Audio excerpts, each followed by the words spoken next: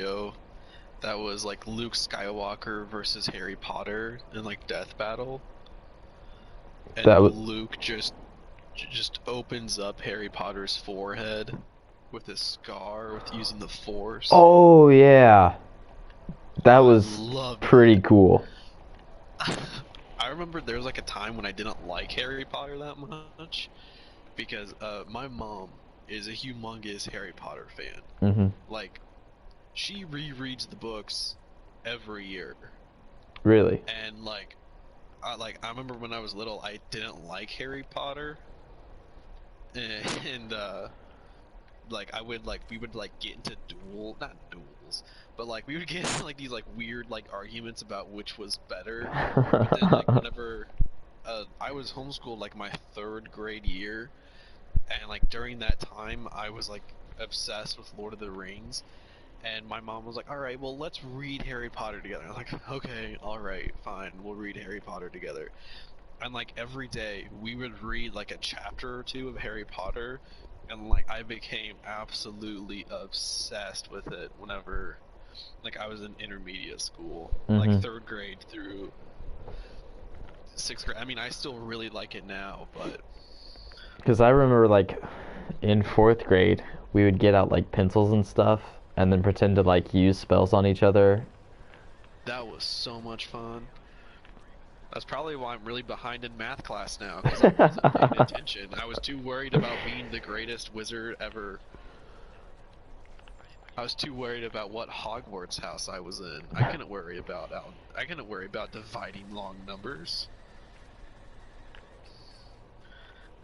That's also like another really interesting thing about like the Harry Potter fan community is like how seriously like we all take Hogwarts houses. Like more people act like they identify more with their Hogwarts house than they do with like their actual school or like nationality. It's very interesting. It's like it's kind of low key like the people who are obsessed with horoscopes. And they're like, I'm sorry, I can't get along with you. You're a Gryffindor. I'm like, oh, what? But I've never thought of it that way, and it makes me because feel really bad because I'm one of those people.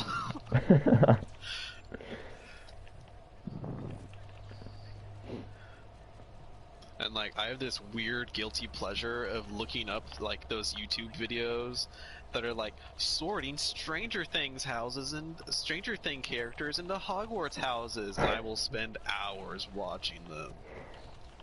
I'm like, oh my gosh, what is Steve from Stranger Things? Is Gryffindor? Is he a Slytherin? Like I make little charts. I'm like, oh, yes.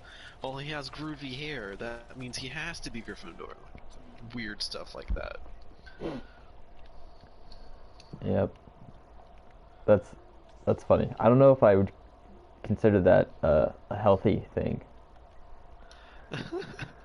but It's like a, it sure it's is like a funny. hist. It's like a weird like school project. You have to do all your research, and then you can confirm that Tony Stark is a Slytherin. Ooh.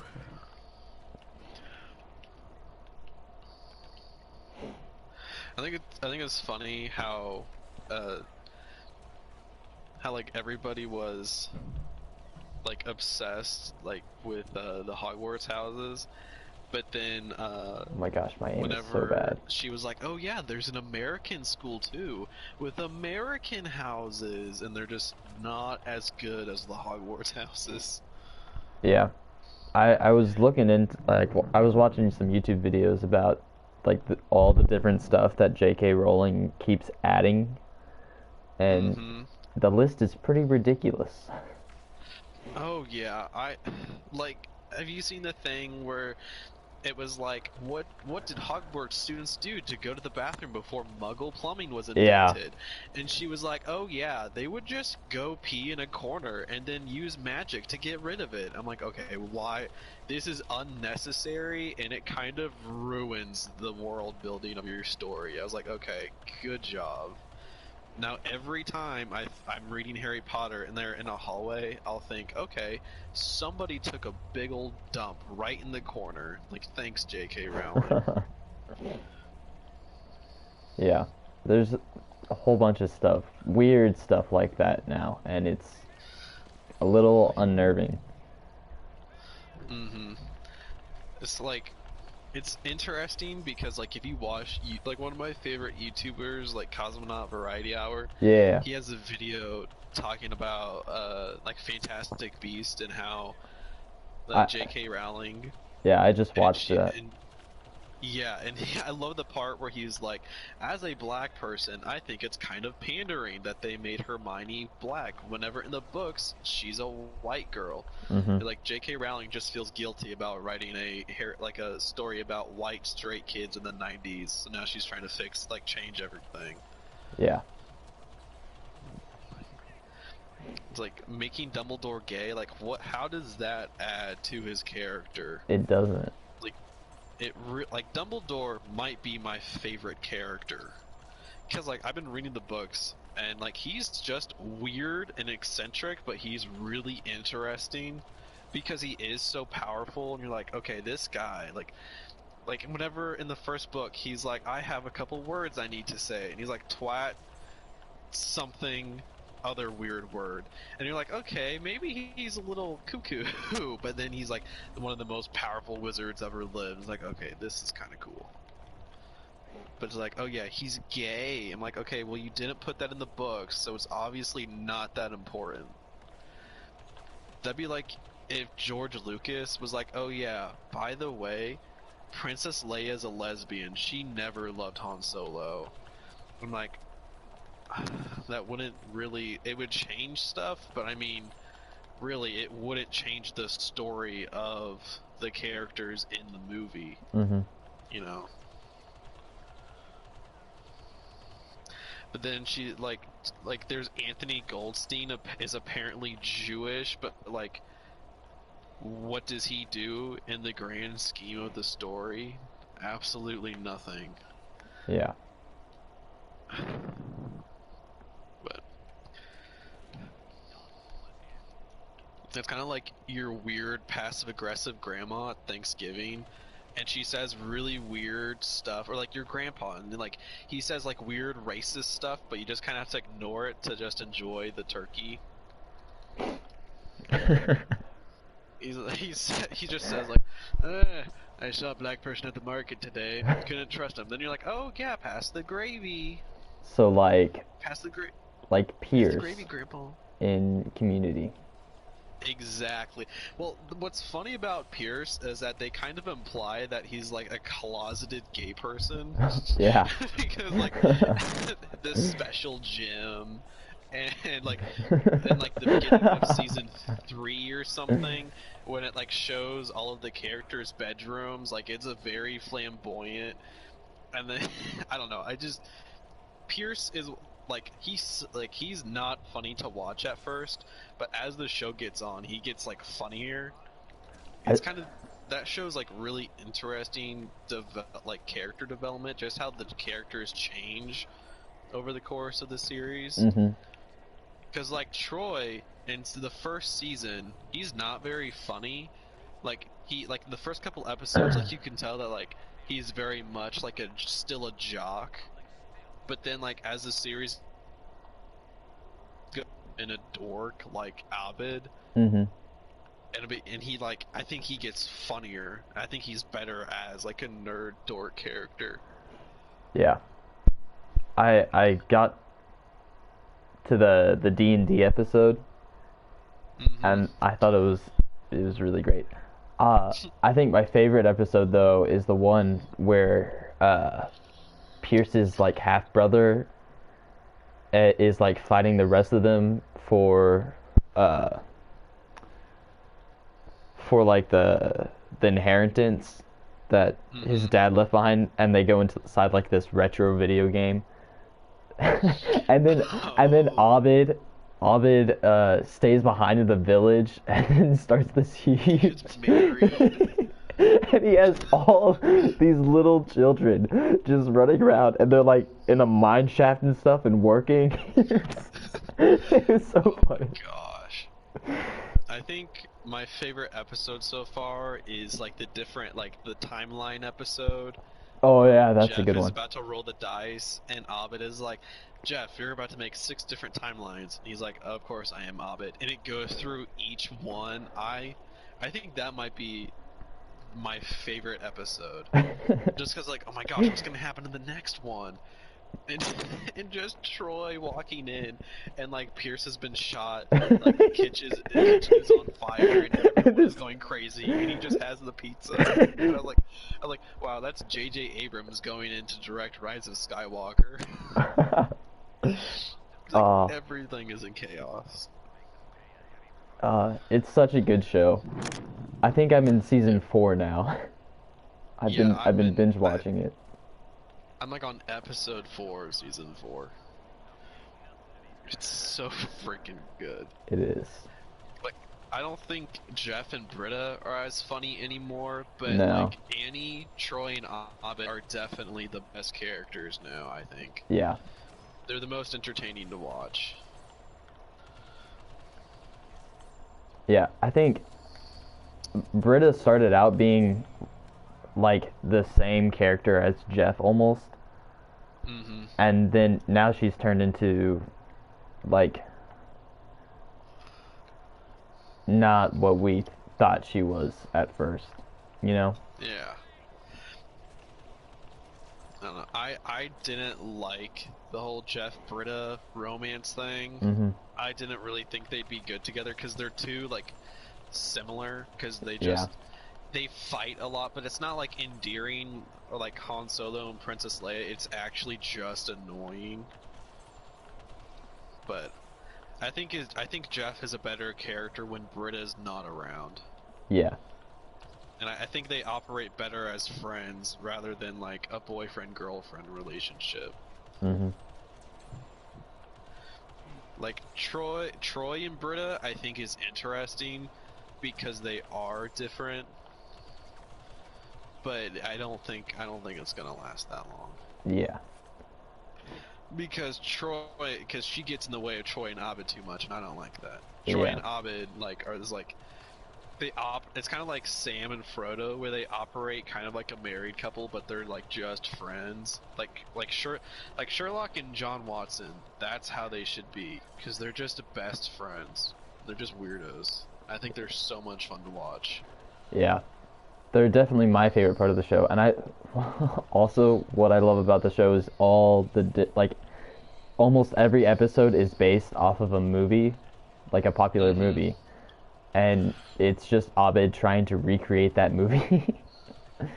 It's Yeah, great. it will just go off the deep end and then turn into like a genre or like that movie, like the paintball episode. I love Or the just, paintball like, episodes.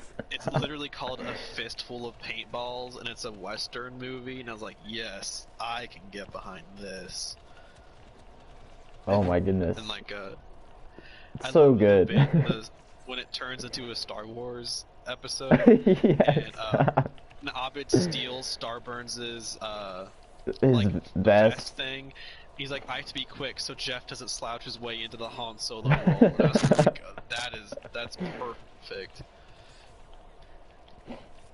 It's got like it's just meta enough to where it's like not overdoing it, but it's like still really funny.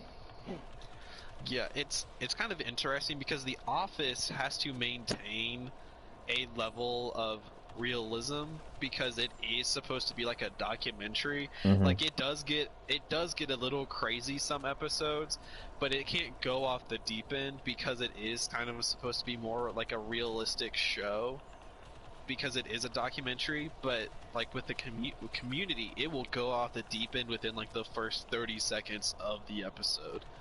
And I think that's why I like it a little bit more than The Office, Mhm. because it has the ability to go there. And like you said, one other time we were talking about it is that like it doesn't take as long for The Office to get good. It's almost good after like the first episode. Hmm. and it stays good for a while. Like, I mean, there are a couple episodes of Community that I don't like. I was like, okay, well, that wasn't as good as the one before it, hmm but you literally just have to watch the next episode, and then it's like, okay, this is really, really good. It's back to being really good. yeah, I love the show. It's hilarious. Because like with The Office, you have to slog through the first season. It's only like 8 episodes, but it feels so much longer than that because it's just so not funny. And even like season 2, there are episodes where you have to you have to you have to mentally prepare yourself. I'm like, all right, I'm about to watch this episode. It's not going to be good. Those are going to be maybe one or two funny jokes, but that's going to be it. And you have to like mentally prepare yourself because The Office hits its stride at like end of season 2 and then all the way through till Michael leaves. That is like the goal. Even like towards the end of Michael leaving, it gets a little worse. But I mean, it's pretty consistently good, but like Community, it's right off the get-go, and you're guaranteed to have like 3 or 4 big laughs within one episode, even if Yeah. the episode isn't that good. Yeah, it's definitely become one of my favorite shows really quickly. Hmm. Like even my mom likes the show. Like we watched that together. Because like I kind of got her to like The Office because at first she hated it, but then I watched it around her so much that like it like desensitized her. And so now she likes The Office, and I did that with Community too, and now she really likes it. That's Uh, that's pretty but great. yeah, but it's just a really good show. Like it seems to make a lot of really good decisions, like abandoning like because you can tell within the like first couple seasons they're like, okay, we need Britta and Jeff to be the like a like a love, like the romance, but then like it smartens up and it's like, okay, no, maybe that isn't the best thing for these characters. It's like the writers know these characters inside and out, and also the actors know the characters inside and out. And so, like, it's kind of like how it doesn't take as long to get into because the characters, while they do change over the course of the seasons, from the first episode, they know who their characters are. Because it takes it takes season 1 and like a little bit of season 2 for Michael to get funny, and it also takes season 1 and a little like Jim is not that funny in season 1, but season 2, that's whenever like he becomes like the funny, charming Jim Halpert that you think of. And even Dwight is just annoying, which is like what his purpose was originally supposed to be. But then like over the course of the show, Dwight just gets funnier and smarter and a better character, but it takes a while to get there. Even like the side characters like Stanley and Kevin, they literally, it takes them a couple seasons to get funny, but like with Community, Chang, Troy, Jeff, Oh my gosh. everyone, they're funny from the Chang get-go. recruiting the small army of children. Oh my gosh. It's so great. And they all have like paper badges. Like, And they, what is it? Don't they come in like during the I don't, do they fight in the Star Wars paintball episode? I can't remember. No, it was the pillow fight. It was the pillow fight episode.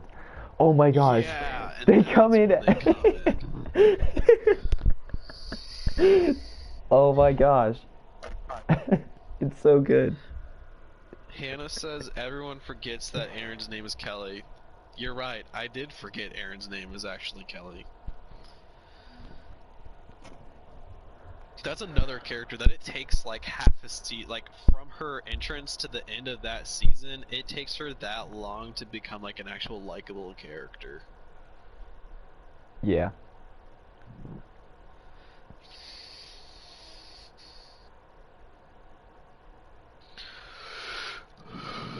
But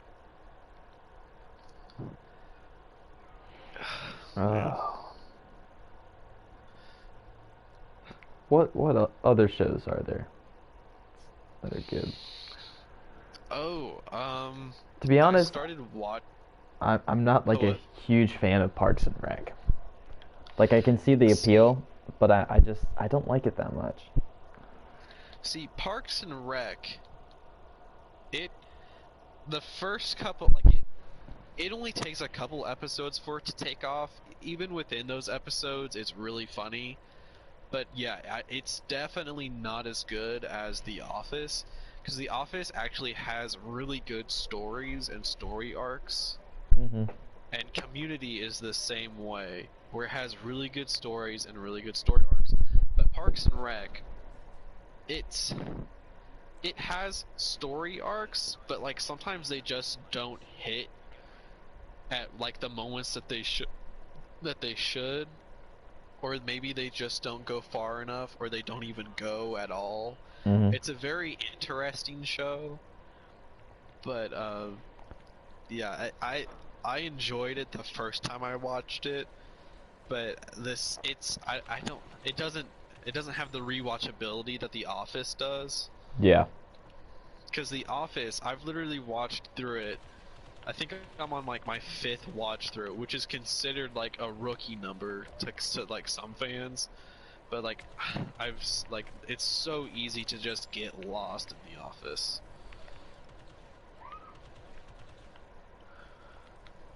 Yeah. I think I got through the first season and halfway through season 2 of Parks and Rec, but I didn't continue watching it. Like I just wasn't interested in it. There were like Yeah. certain aspects that I thought were funny. I really like Ron Swanson's character, uh, Oh yeah. and I really like Chris Pratt in it as well. But Chris Pratt is awesome. I don't know. I kind of it's Leslie Knope, right? That's the Hmm. I found her really annoying, and like there were some things that she did that was funny, but for the most part, I just was annoyed by it. Hmm. I think the show would be better if it was focused on Ron Swanson and Hmm. not Leslie Knope. But like the writer for the show, like Michael Schur, like I watched this thing where he was talking about it, and he was like, well, they're supposed to represent like the two sides of like politics, though, like the side that like, okay, let's go out, let's fix the world, let's go change stuff, and then the one that's like, okay, it's fine how it is, let's not change anything. Hmm. And like that's the point, is that they are supposed to be like polar opposites, but they're also some kind of supposed to be parodies of those two ideologies. Hmm. But yeah, I think it's definitely not as strong as The Office, but which is weird because people get really defensive. It's kind of like Harry Potter. People get really defensive about it really fast. Hmm. Yeah, when you said that the Harry Potter fandom is kind of like the Star Wars fandom, I can really see that now that you pointed it out. I I don't like Harry Potter and Star Wars. I think have the weirdest fan base, because at one like on one side of it, it is super toxic sometimes. Like people get really worked up really fast about it. But then you have like, if you find the right type of people that have the same views as you, and you can actually have a conversation about it, then I think it's one of the best fandoms or like communities. Hmm. Because like, because like Star Trek, you're pretty much like, everybody has, if you're a Star Trek fan, everyone pretty much has the one show that's their favorite. They have the one captain that's their favorite. With like Doctor Who, people have like multiple favorite doctors because usually like Doctor Who fans are pretty easy to adapt to a new doctor, even though they may like one doctor better. Except for the new doctor in the new seasons of Doctor Who. Not a lot of people like her or the show, but it's interesting because there's a because if you actually think about it, Harry Potter doesn't have a lot of content. It's not like Star Wars where there's 9 movies, like 4 cartoons, 1 live action show, and hundreds of books. With Harry Potter, you only have the 7 books, a play, you have 2 spin-off movies, and a theme park. Which doesn't sound like a lot, but within that content, there's more content. Like the books is overflowing with content. I think that's one of the reasons why I like them so much, is because it's really digestible content. It's not like Lord of the Rings, where J.R. Tolkien feels the need to describe the history of literally everything. Like, if you read the Silmarillion and the appendices, there's literally a backstory for almost everyone, and it is very daunting. But, like, within the story of Harry Potter, you get, like, bite-sized chunks of the lore of the world, and I think that's a really good selling point for a lot of readers. Mm-hmm. But it's like you have some like kind of like I was talking about earlier, where everyone has their favorite Star Wars thing and their favorite Harry Potter thing. It's like my sister, she read through the books with us in homeschool, but she couldn't care less. It's like she's one of those people like, okay, I've seen the movie, I don't really need, like, she doesn't feel the urge to like go off the deep end and just study the universe, you know? But then like you have people like me who love the books and like the movies, and everything else is kind of like, it's alright. Hannah asks, But whose death in the series was the most heartbreaking? I would say Sirius Black. yeah, Sirius Black is a big one. Especially because like that's the only family that Harry has left, and then for that to be taken away so soon. I mean, he has the Weasleys, but it's a little bit different because Sirius was literally James's best friend. Mm-hmm. But that's one of the big ones. For me, it would probably be either Dumbledore. Dumbledore really hit me hard, but he's also, I think he might be my favorite. It hit, like, I watched the movie before I read the book, but like when I watched the movie, like, it hit me hard. Like, because I didn't know what was going to happen, and like I was just like, okay, well, he's the most powerful wizard besides Voldemort, he's gonna get out of it. But then he dies and he just falls. That really messed with me. Yeah. Dobby also messed with me, but not as much, because Dobby is more annoying than like cute or anything to me. But like just that, like his loyalty to Harry Potter whenever he literally doesn't, like, he doesn't have a reason to have helped Harry Potter so much other than he is just loyal and loves Harry. Mm-hmm. Which I think was very heartbreaking. But what does Hannah think is the worst death? Yeah. Or the most heartbreaking? Yeah, you know.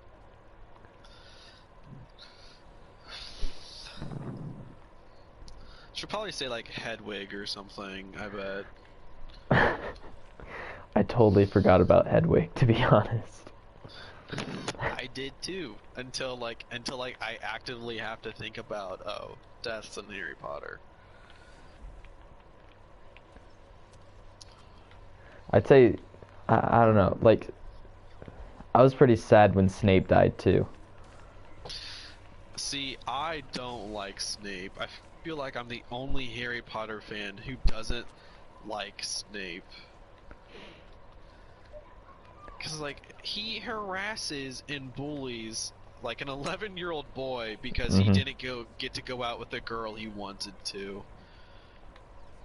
See, I told you she'd say Hedwig.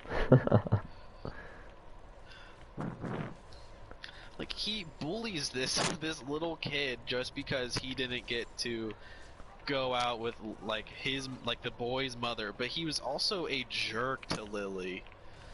Like, Yeah. he might, like, in the movies they played up like, oh, he was always there for her, but, like, in the books, Lily literally, like, says it, like, it's either me or the dark arts, and he's like, oh, no, screw you, I'm gonna pursue the dark arts.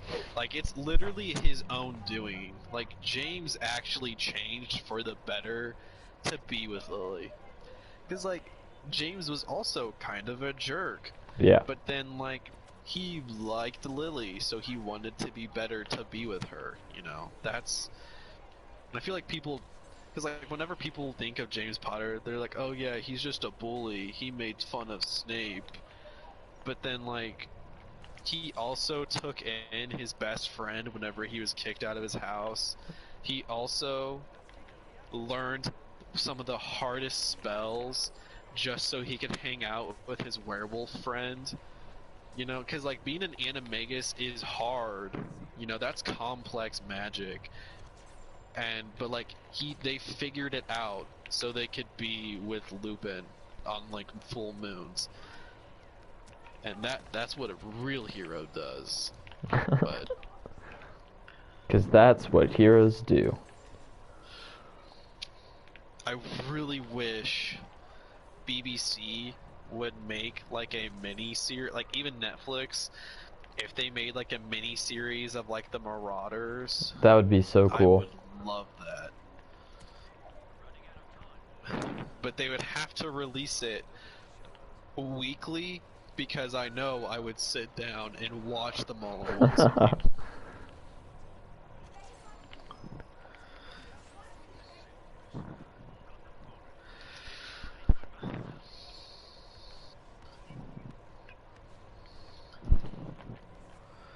And honestly, now is the time to make a like a fantasy TV show. It's kind of interesting because ever since Game of Thrones ended, it's like they've been trying to fill the void with different fantasy shows, like The Dark Crystal and The Witcher. The Dark Crystal's really good. Oh my gosh. I It love is. that show. It's really good without being super cheesy, which is weird because the entire cast is puppets. Yeah. I love the puppets though. Like, Mm-hmm. I don't know. I've always been a fan of like Jim Henson's puppetry. The classic movie I think has got to be like in like the top 20 of my favorite movies. Mhm. But it's like that show is like actually good. It's good and it builds a foundation for future seasons. Mhm. So I'm really excited. Like it's just good. It's like wholesome fantasy. Because, like, now, because of Game of Thrones, like, everything is, like, grim dark. Mhm. You know, like, Harry Potter is fantasy, but, like, it also gets a little dark towards the end. But, I mean, it doesn't go as far as, like, beheadings and, like, weird rape scenes. But, like, the Dark Crystal is just so wholesome. It's so Mhm. good.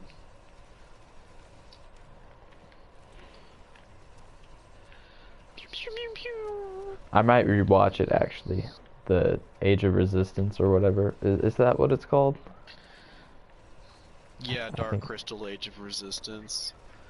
Hannah says, I'm a Hufflepuff. Were you expecting me to say a person over an animal? No, absolutely not.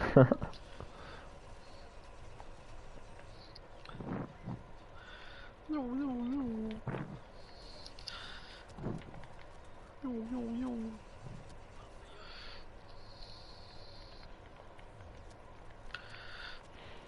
Uh-oh. Ah! Well, that sucks. I was trying to get back and heal, and then I got hit by a grenade or something, or a rocket.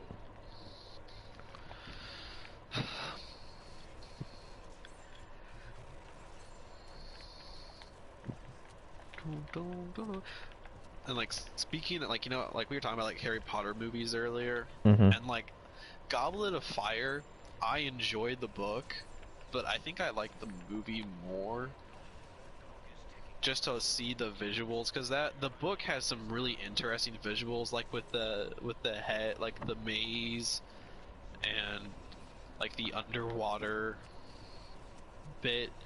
I think it's more interesting to look at. Mhm.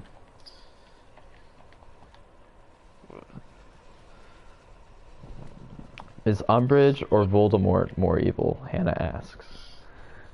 It's Umbridge. Definitely. Like you can kind of sympathize with Tom Riddle because he's so kind of supposed to be a reflection of Harry Potter. He's an orphan and his only home is Hogwarts. But like he went into Slytherin and just wanted power. But it's supposed to be like, or at least I think, like I've been reading Chamber of Secrets and just talked about it a little bit, but it kind of seems like he's supposed to be like Voldemort is supposed to be like, or at least Tom Riddle is supposed to be the mirror to Harry Potter, but Umbridge is just evil for the sake of being evil, you know? Like she tortures students, so that's not very cool. Yep. See, like, yeah, you like when you're reading the books or watching the movie, it does a really good job of making you hate Umbridge. But, you don't Also, she feel does a that same she kind does of a hate with Voldemort. yeah. Also, kudos to that actress for playing Umbridge. I think Oh, she's yeah. like the most accurate depiction of a character in those movies. Yep. Those movies are really good too. Like I forgot how good they were. Hmm. They're just genuinely really good movies too. It's not like okay, like this is all right for like a book adaptation. Like they're actually just solid on their own. Mhm. They actually just they can stand alone.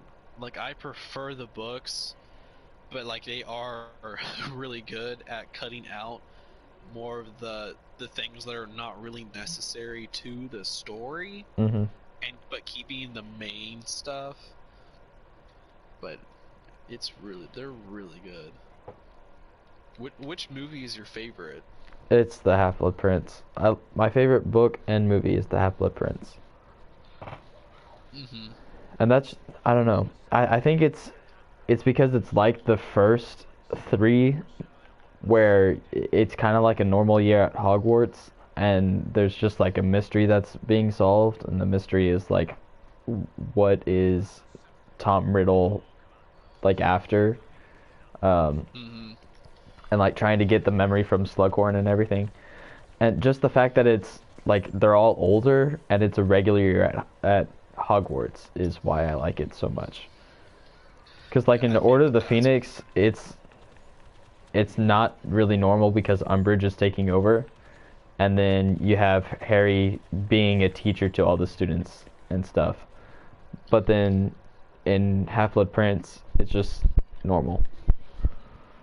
yeah. I think that's why I like it too, because I enjoy the first three books more than I like the ones that are like go into like the big plot heavy stuff, Hmm. like Goblet of Fire, like kind of like what you were saying.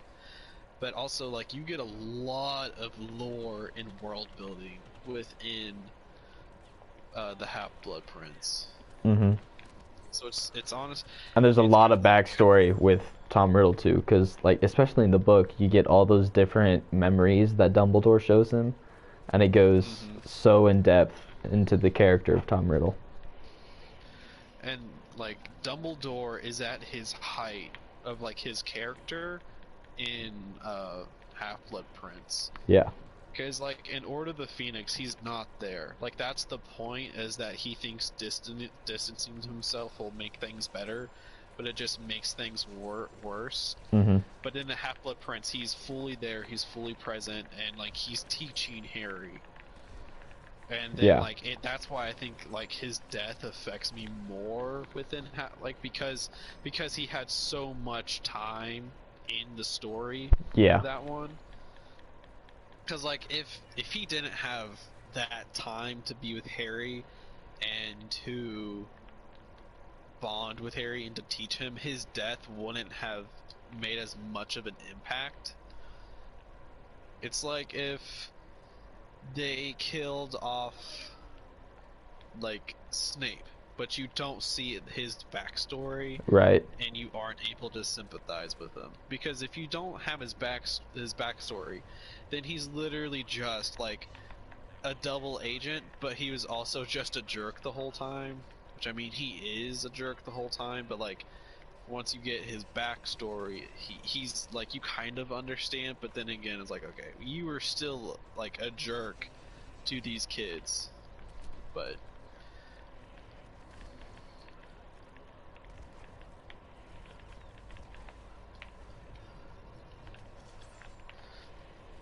Sorry. But Hannah says, what's your favorite house and why? Don't just pick your own because it's your house. You have to have a good reason. I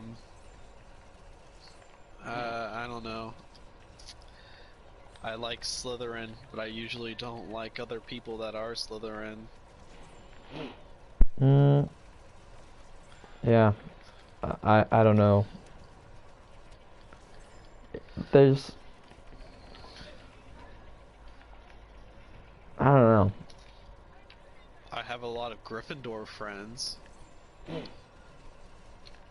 But, yeah, I feel like most people would be in Gryffindor, like, but I don't know. I wonder, because, like, I agree, most people do identify as Gryffindor, even if they do take the Pottermore quiz. Mm-hmm. I wonder if there's more of a leniency towards Gryffindor within the quizzes, because it's the one people are the most familiar with, and they'll feel the most comfortable. Because, like, because, like, the Pottermore quiz is, like, actually mysterious, and, like, the questions kind of make sense if you really think about them, but on the surface level value, they just, like, don't make sense. Yeah. And I feel like they're kind of weighted to be, like, the result is more weighted to be Gryffindor than anything else, because it's the one people are most familiar with. That's an interesting thought. I also think it's more weighted to put more people in Ravenclaw, because if you're a big book fan, okay, so, like, whenever, like, I was in middle school and intermediate school, and I would take, like, Hogwarts house quizzes, I would always answer that I love to read, because at the time of me taking the quiz, I would be reading, like, spending all my time reading Harry Potter. Mm-hmm. So, like, I was like, oh yeah, well, I'm a bookworm. I like reading. But then, like, after Percy Jackson, I kind of stopped reading. Yeah. And so then you can't say that your favorite hobby is reading anymore if you don't really read a lot. I saw you just, like, push him back. There we go. We just ended Revenge of the Sith before it even happened. Good job. Consider that a win. I mean, I like Hufflepuff. I think Hufflepuff would be the most comfortable house, because it's just, like, cozy. I think it's interesting because now, since like, Fantastic Beasts has come out and Newt Scamander is a Hufflepuff, like, more people are, like, either they're more comfortable saying they're a Hufflepuff, or, like, they want to be more like Newt Scamander, and they're like, oh yeah, well, I'm a Hufflepuff. I'm like, ooh, I don't know about that. I don't know about that one, Chief. Pew, pew, To be pew. honest, I don't like the Fantastic Beasts movies. I think the first one's okay and is a good standalone, but the second one, I watched it today and I thought, this is pretty good. But then I thought about it a little more and I was like, not all of this really adds up. Why is Newt Scamander the only one who can defeat Grindelwald? He's literally shown to not be that good at magic. Yeah, And also, he's just a zookeeper. Why would you want him to be like an Or? That makes no sense. yeah. Like, the only reason that they have for him being the one is because Dumbledore made the weird bond with Grindelwald. But, like, literally, it would have been way better. Like, I don't even think it should have been Fantastic Beast. It should have been, like, a Dumbledore standalone movie. hmm And maybe Newt Scamander has a cameo in it. Like Nicholas But it Flamel would, did in the second one. yeah, also, I thought it was really weird that Nicholas Flamel was like just a walking skeleton. I hated Yeah, that. I was like, why would you it was stay weird. alive that long, but you're just a frail, like, you're a mummy without the wrapping, you know? Because, like, it doesn't, like, because Harry Potter, the first book, takes place, like, in 1993 or something. I don't know the exact year. And you're telling me that in the 1920s or whatever, until then, he was like a frail old man? Like, why would you want to be alive if you're just going to be a frail skeleton of a man? That doesn't make any sense to me. But I really like Dumbledore in the second Fantastic Beast. I really like Jude Law's performance hmm as Dumbledore. But I didn't necessarily know what to think. I don't think he was really in the movie enough for me to really judge the performance and the character.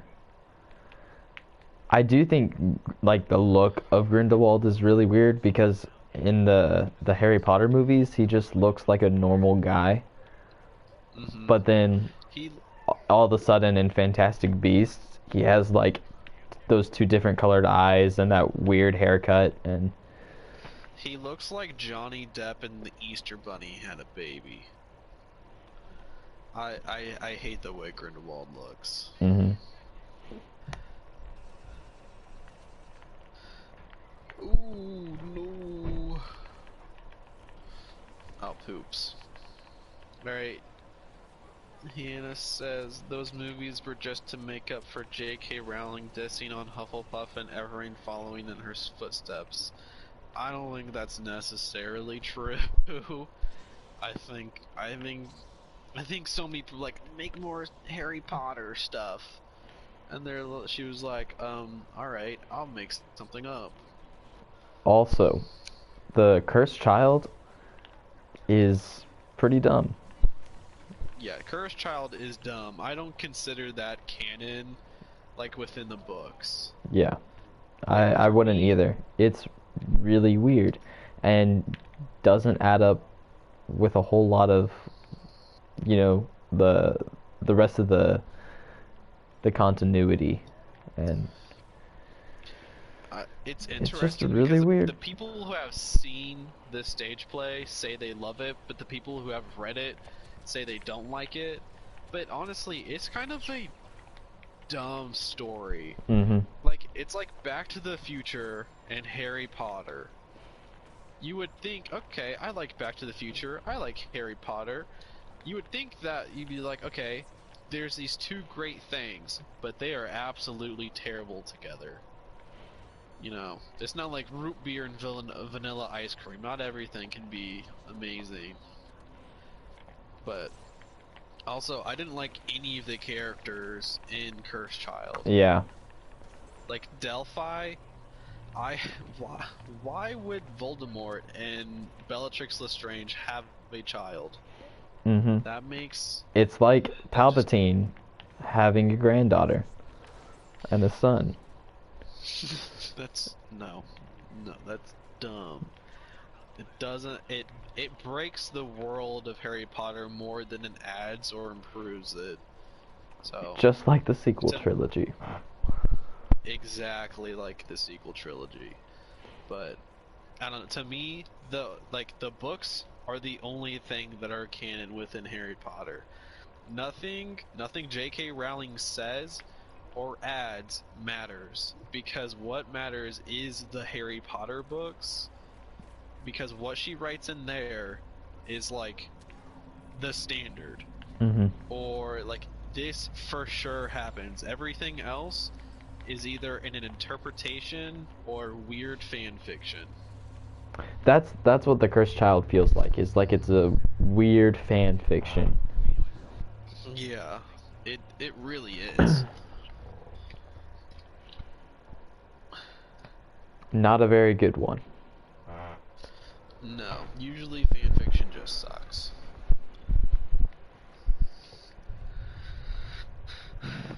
I don't know. It's just not great. But like for me, Fantastic Beasts, the first one feels like Jurassic World and The Force Awakens, Hmm.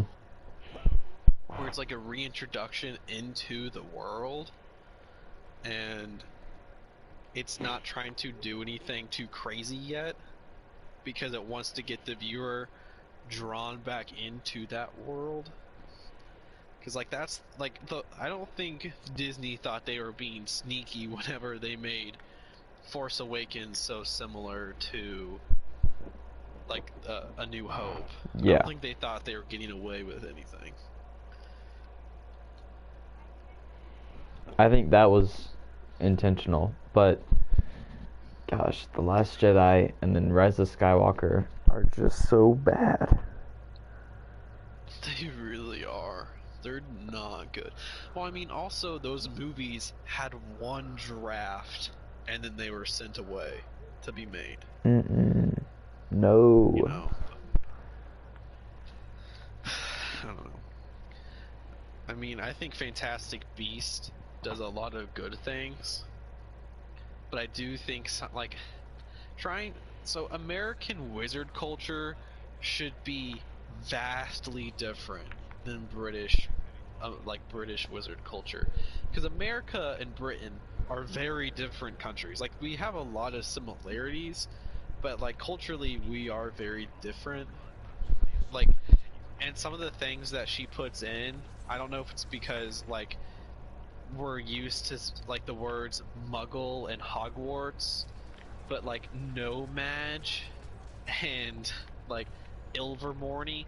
Ilvermorny would sound cool if it had been mentioned in the Harry Potter books first, Yeah. but because it's like you're hearing it but you don't have a familiarity with it, it sounds a little weird. And also, I think it's kind of unbelievable that there's only one wizarding school in America. There should at least be 3 or 4, if not multiple per region, because Hmm. America is way bigger than Britain and Ireland combined. Like Britain could be literally a state in America. There should at least be like one for the East Coast, one for the South, one for the Midwest, and then one for the West Coast. Because there's no way all of the wizarding people in America and Canada just go to Ilvermorny. That's a little unbelievable for me. That's like if everyone went to Harvard for college. Jeez. That would be a gigantic school. There would It'd be literally so be, many people there. it could literally be its own state, like us, like, or its own really big city. Yeah.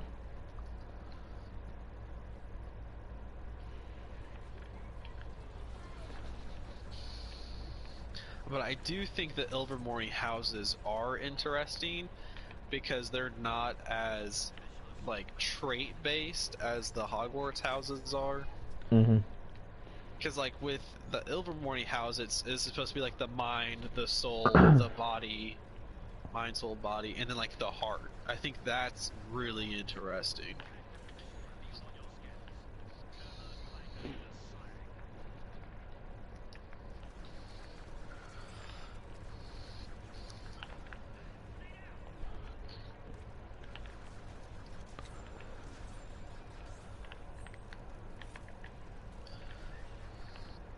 Oh no.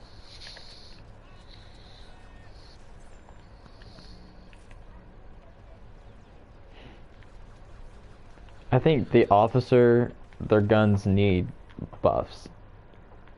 Mm-hmm. Their guns feel really weak compared to the rest of the others. I don't know if that's What just me wizarding or what wizarding career would you pursue? I don't know. Being an Auror would be cool, but then you're literally just like a cop bounty hunter, and I don't know how much I would like that. I would like that. That would be cool. I don't know. I'd probably be like, I actually, you know what? I'd want to teach at Hogwarts. That's what I would want to do. I want to do like charms or something. That would be cool. I can definitely see the appeal to that too. Like, I would just mess with like, if there's like an annoying Gryffindor kid in my class, I would be like, he would do something annoying. I'd be like, all right, 10 points from Gryffindor, and they'd be like, oh my gosh, how could you? And I'm like, all right, you're being annoying and you're interrupting me. Get off your phone. Like, also, why is it more? I know like the books take place in the 90s, but man, it would have been so much easier to make a phone call than to send an owl. But like, let's be honest. Like, you have to go to the library to look up something. Like, we can get on Google and look it up within seconds. Honestly, we're way But like ahead of most also people. just look at like how like different the wizards don't know anything about the muggles because like uh every time there's like an interaction with Harry or Hermione with like one of the adult wizards, they're almost always asking like how the muggle world works and stuff. So Oh, like Arthur Weasley? yeah, there's What is the function of a rubber duck? there's always something like that where they have no clue what is going on in the muggle world. So I can definitely see how they wouldn't have any of that kind of technology. Mm-hmm. I don't know. I think being a teacher at Hogwarts would be so much fun. Yeah. But like, also, do the families of the teachers live at Hogwarts? Like, I wonder how that works. I wonder if teachers go home on the weekends to their like house, or like to like their family's house or something. I don't know. I don't know. Don't go to J.K. Rowling though to get that answer. Yeah, that. Or you know what would like make the most sense is that if in the professor's like offices they have like a chimney and they just use flue powder to go home at the end of the day. Mhm. That makes sense because you can't apparate in Hogwarts, so they would have to use flue powder or something. And then like Umbridge has that the flu powder thing in her office, and that goes straight to the ministry, so that could make sense. Mm-hmm.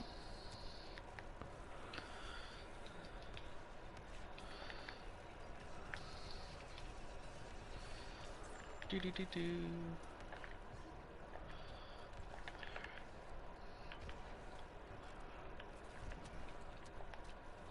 Oh no, they have the high ground. There's a lot of people at A. Don't like Oh that. yeah. Do do do do.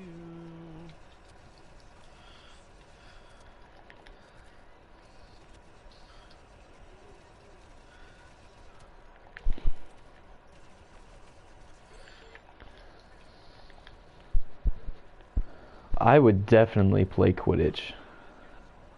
Oh, I would too. I think I'd want to be. I think just a chaser would be fun I'd enough for want to me. be a keeper because it's the closest thing to being a goalie, and I really loved being a goalie whenever I played soccer. I hate being a goalie. I like being able to just move around and stuff. Like use the entire field rather than be stuck to one position.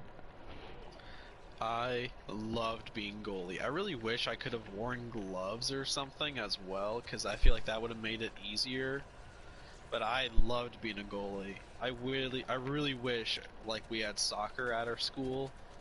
I don't think if it was like spring soccer, I would definitely do that over track. But I miss playing soccer. I used to be really good at it, but just because like I haven't played it since 6th grade, I think. I like every now and again will like get a ball out and kick it around, and I'll try and do like the tricks that I could do back in 6th grade, and I can't do them anymore.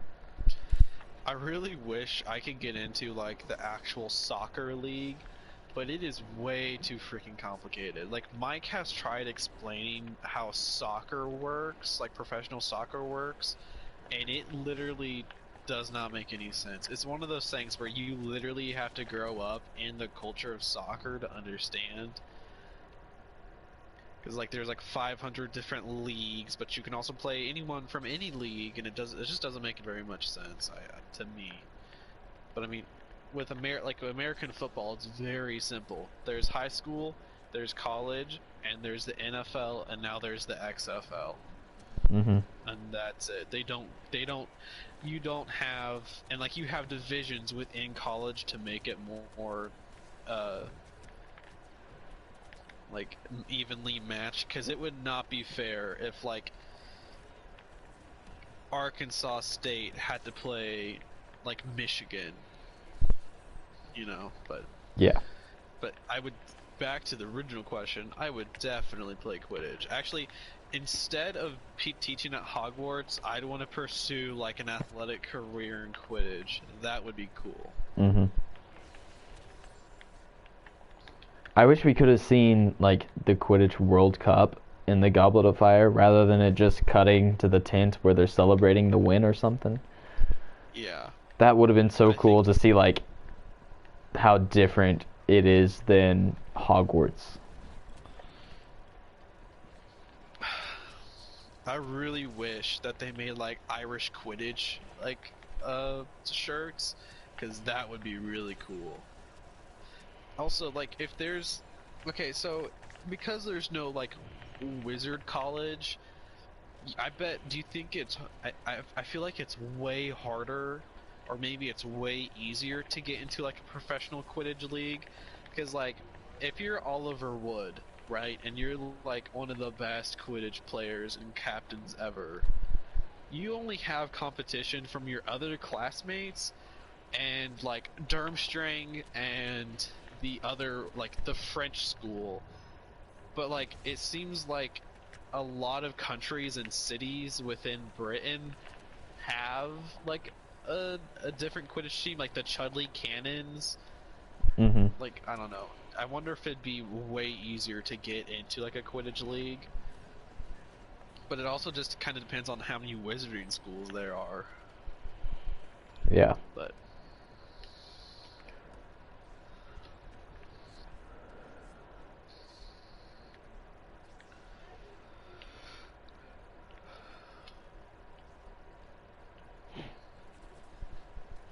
also, I think it's interesting because in the books, Harry Potter is like a jock. Like he's not a nerd or like a loser, or and he's not. He doesn't fit like any like a stereotype except for the jock, like a jock stereotype, because all like in the second book that I've been reading, they're talking about taking classes from next year, and Percy is like, well, you have to play to your strengths. What do you like doing? And he's like, the only thing I'm good at is Quidditch. And I was like, yeah, you're a jock. Just like your father. You jock just like your father.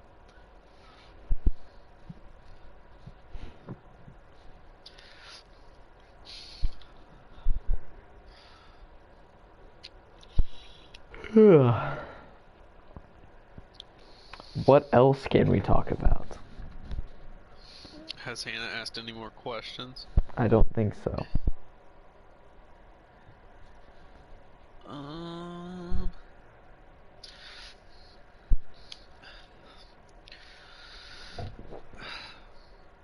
what's your Hogwarts house, Nathan? Gryffindor. That's what I got on the quiz. It's funny, like I saw this meme, I don't know if I sent it to you, I know I sent it to Hannah, but it was like what every Hogwarts quiz is like, and it's like, you find a pencil on the ground, you read a book about it, you steal it, you hand it back to the owner, or you break it with your forehead. And it's like, okay, like each question is obviously one of the answers. It's like, I'll make a batch of cookies. I will eat it.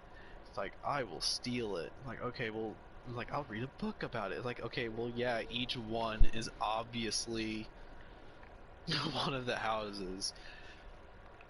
Hannah asks, how long would you last in the zombie apocalypse? How long would I last? Well, I would want to say I'd last a long time, but then it just depends on what kind of zombie apocalypse. Is this like the World War Z type where they can run and are super freaking fast and strong, or is this like The Walking Dead where they're really slow and fragile? if it was The Walking Dead, I think I would last longer. But if it's like what you were saying, like with the fast and strong, there's no way I'd survive. I would die within like Yeah. the first 24 hours. I don't think I would last super long, but I think I would surprise myself on how long I would last. I feel like in The Walking Dead one, in The Walking Dead, it's the people are more dangerous than the zombies. So I feel like if I was to die, it would be because of, you know, like a gang or something taking me out rather than the zombies.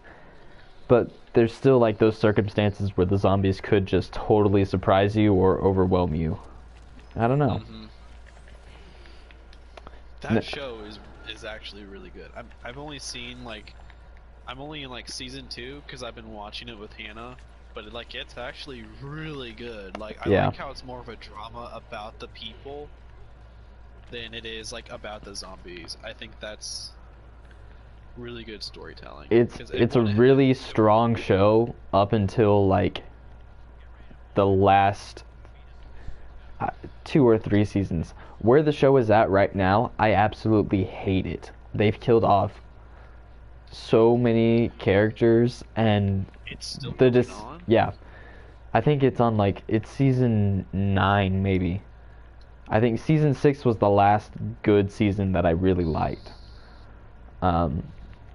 Now there's stuff about like the current seasons that I do like, but it's a whole different cast of characters, and I don't feel as attached to them as I did with the other people. And the decisions that they've made with the show, I don't really agree with a whole lot. Like, I think they were pretty dumb.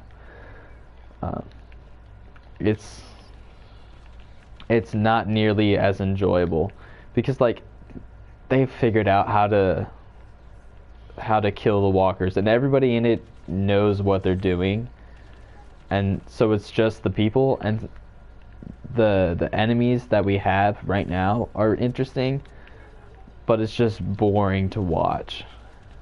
Like every episode is almost the exact same now, and it's just really boring. They're dragging it out way too long. I believe that 3 seasons is the perfect length for a TV show. Like if the story allows for it to keep going on, then like keep going. But if you're just having to like, alright, what are we gonna do this episode? Oh, let's look at my notes, see what the formula is. Then there's no point in doing it. Mm-hmm. You know, like Stranger Things, I think should have ended after season 2. But I don't know. I enjoyed season 3, but it's definitely not as strong as season 1 and 2. Yeah. And like Avatar: The Last Airbender, it is perfect because that show is structured to only be 3 seasons, no more, no less. Like it takes exactly 3 seasons to tell the story of Avatar and like of Aang and Katara and Sokka and Zuko. It takes literally just 3 seasons to do that. Mm-hmm.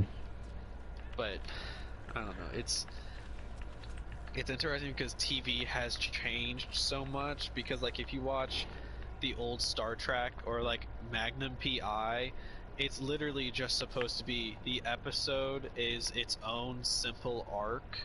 Mm-hmm. Like you can jump into the original Star Trek series.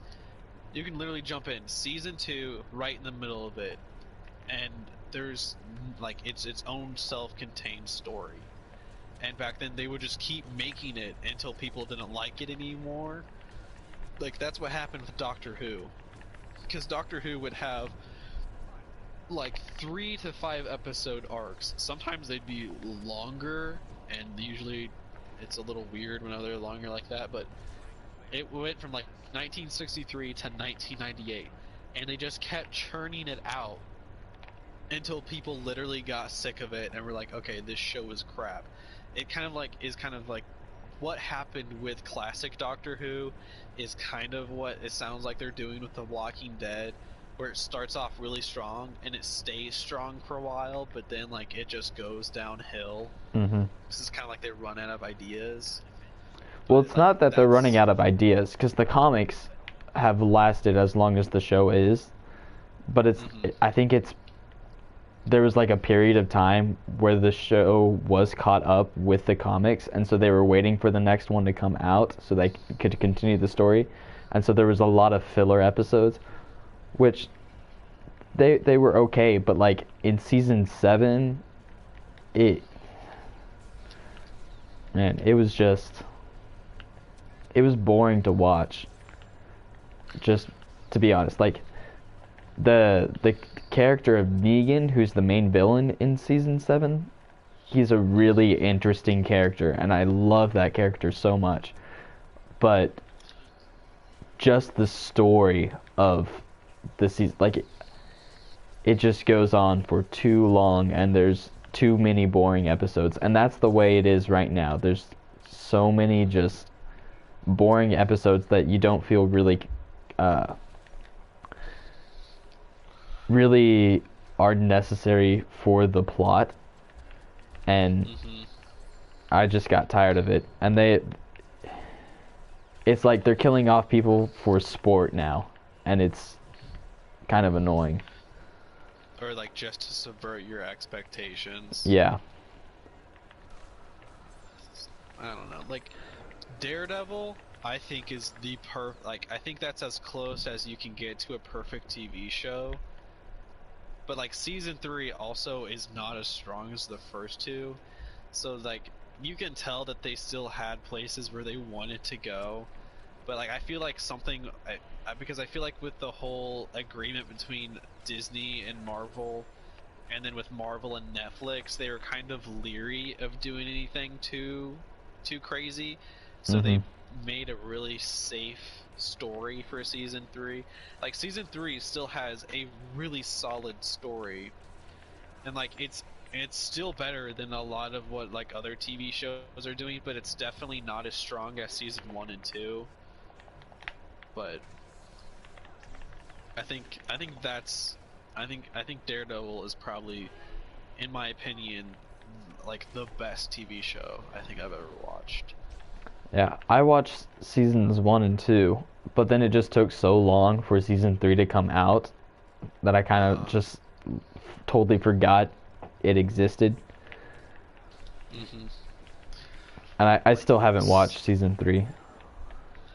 Like Stranger Things season 1, Daredevil season 1, and then like The Office, like season 3 through like when like Michael leaves. I think that's some of like the best television in the history of television. Yep. Also, Avatar: The Last Airbender. Oh yes, I love that show so much. Like even today, it still holds up. Hmm. I hate how they put the live action movie on Netflix, but they didn't put the cartoon. That ticks me off so much. The live action movie is absolutely terrible. I hate it so much. Just the I way that haven't like seen it. don't watch it. Don't waste your time with it. Like it, I did watch the Cosmonaut Variety Hour commentary on it, and it's terrible, but it's funny because it's so easy to make fun of. yeah, just the way that the bending moves and stuff. It's so weird. Cuz like the firebenders, they there's like the scene where they're in the Earth Kingdom and the firebenders come over and they do these like flashy martial arts moves, and then once they finish, then the fire lifts up and slowly moves towards the earthbenders, and it's just so anticlimactic. You're like, oh no, these guys are actually doing some stuff, what's gonna happen? And then there's nothing happening while they're moving, and then just fire slowly rises up and slowly moves towards the earthbenders. That's that sounds terrible. It's Is that ridiculous. And they pronounce that the names all wrong shows? and stuff too. It's ridiculous. Yeah, I saw that. Are you the Avatar Ong? Like what? What'd you say? I'm sorry. You have the TV show pronouncing the names for you. Just pronounce the names right. Like Ahsoka Tano? Oh, wh honestly, why did there have to be a live action movie? The show is perfect as it is. There's Hmm. no reason why there should even be a TV show. I don't know.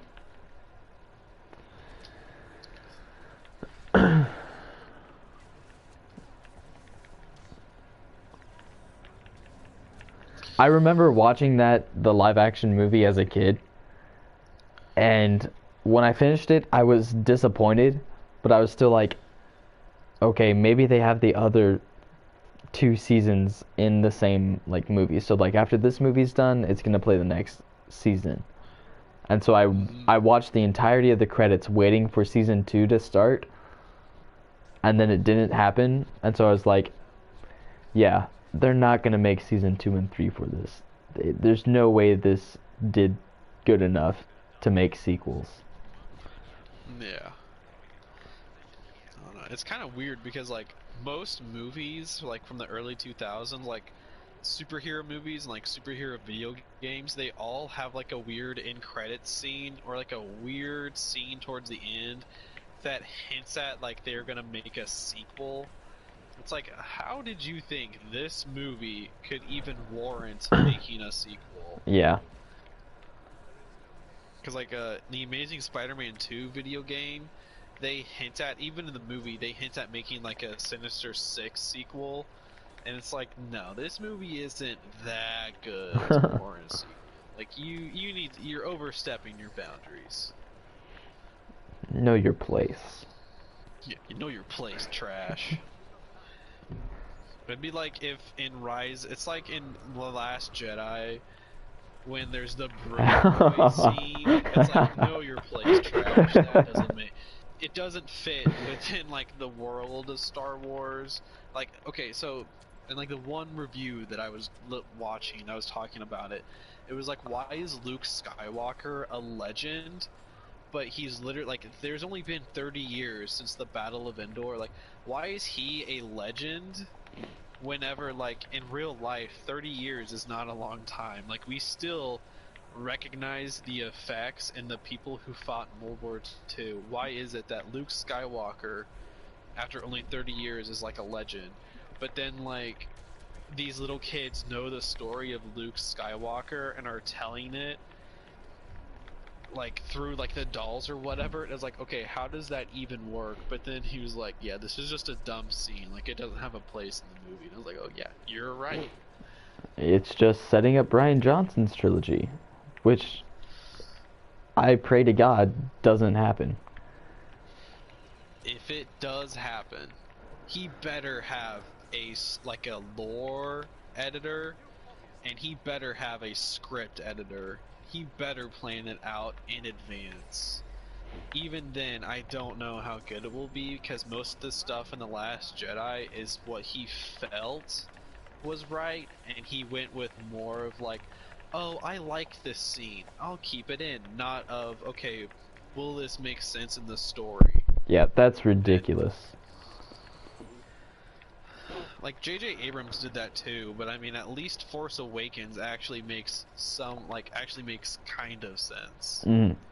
But It was a safe play, but like it definitely set up things that any good writer could use to create a good trilogy with. mhm. But Okay, so J.J. Abrams is like more famous for like starting TV shows, like sci-fi TV shows like Lost. mhm. Why not why not, instead of letting him direct Star Wars movies, why don't they just let him like come up with a concept for a Star Wars show and like write like a pilot episode and then just let someone else take over? That seems like such a better and safer idea. But It's a good question. man, I it would be so easy to make a Harry Potter show. You know, it'd be so I think everyone would be on board as long as J.K. Rowling wasn't writing it. If she was like, As long okay, as so if J.K. they had, Rowling and whoever wrote Cursed Child isn't writing it. yeah, like if they had uh a couple people, like whoever's writing it, I don't know who would write it. 'Cause I don't know. I don't know any people who would be good at writing Harry Potter. Or I don't know. Like he comes to J.K. Rowling with like 5 ideas, like, oh, we got a Marauder show, like a Dumbledore show, or like a Tom Riddle show, or whatever. I think Harry And Potter is more one of those things where it's not necessarily. I think it would be better with standalone movies rather than a show. mhm. I'm saying, like, I think it'd be cool. Okay, do you want to quit out because it's just taking us back to Geonosis? Yeah. Like, I think it'd be cool, like, for a mini series, like short contained mini series, Yes. I like I it's can like definitely a see that. movie but broken up into different chunks. Like Stranger Things season 1 flows like a movie, but with separation of title cards. Mhm. But I like think have in that that. case it would definitely work, but I don't see it working as like a typical show. Yeah, it definitely wouldn't work. It like they couldn't do like, oh, we'll just make as many until people get tired of it. It would literally have to be a okay, like this it's 8 episodes long. At the end of episode 8, the story will be over. Mhm. We won't have a sequel to it. We'll just make a different Harry Potter TV show. Like, they start off, they make a Marauders TV show. They go for 8 episodes, and then after the 8th episode, it's tied up, and it's just a solid show. Never go back to it. If we do go back to it, it will be like the equivalent of like a TV movie or something, which Mhm. I don't think that's a very good idea, depending on who's writing it. But like, all right, we're done with this. On to the next thing, and they make like a Dumbledore like TV show, and after the end of it, it's done. There's no more. We're not going back to it unless the demand is high enough and like there's actually like a good story there for them to write a full like 8 seasons or like 8 episodes, not 8 seasons. But Mhm. I feel like that's also what they should do with Star Wars. Yeah. Instead of making more movies. Because, like, The Mandalorian is really solid. I At th- least it I has a think solid base.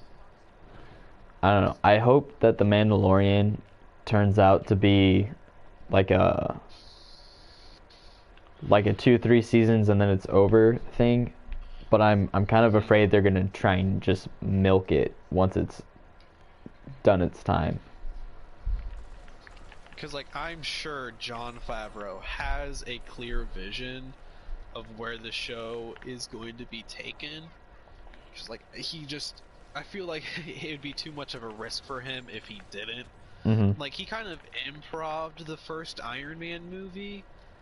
You know, like if you like watch the behind the scenes, like he'll like, oh yeah, I've been coming up with different ideas on the spot for different scenes we can do. And like, I don't know, I think it will just meld together. But I feel like for this, he definitely has a set in stone goal in mind. Just watching the show, like you can tell that he has a set goal, and like the episodes will only serve to serve that goal. Mm-hmm. I do think the first season has like a couple filler episodes, or at least it feels like it. Yeah. But like, even if it is a filler episode, you get more character development for Mando and Baby Yoda. But